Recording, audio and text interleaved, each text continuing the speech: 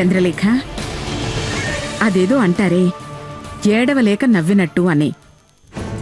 దాని దీక్ష ఎలా చెడగొట్టాలని ఇదే ఆఖరు రోజని మేమంతా ఎంతో టెన్షన్ పడి చస్తుంటే నువ్వేంటమ్మా అంత సంతోషంగా షాపింగ్ అంటూ నవ్వుతున్నావు? మమ్మీ, మనం గెలవబోతున్నామన్న ఆనందం మమ్మీ. ఏంటి గెలవబోయేది? అది ఇంట్లో, మనం వీధిలో. ఎలా దీక్ష ఆగుతుంది? ఇంట్లో బాంబు ఏమన్నా పెట్టొచ్చావా ఏంటి? మీ బావ కూడా ఇంట్లోనే ఉన్నాడు లేక. బాంబు పెట్టలేదు మావయ్య. బాంబు లాంటి ప్రమాదం జరగబోతుంది. ఏంటి లేఖ నువ్వనేది? మమ్మీ, నిన్న ఇంటర్నెట్లో సెర్చ్ చేసి నేను ఒక స్మోక్ పేపర్ తెచ్చాను మమ్మీ. అదేమన్నా బాంబులా పేలుతుందేంటమ్మా లేక?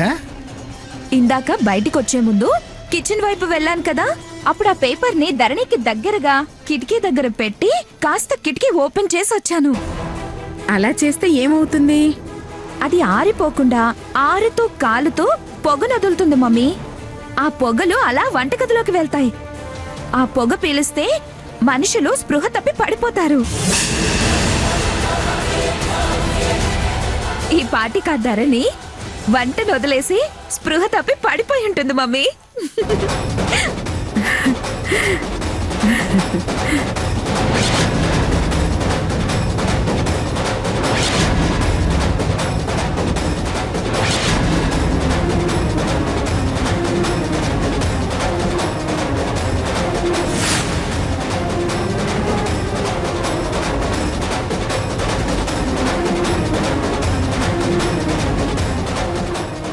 అది లేవటానికి మినిమం 2 hours పడుతుంది.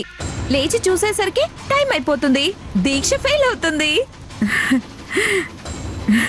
మన మీద అనుమానం రాకుండా ఉండడానికి మిమ్మల్ని ఇలా నాతో పాటు బయటికి తీసుకొచ్చాను.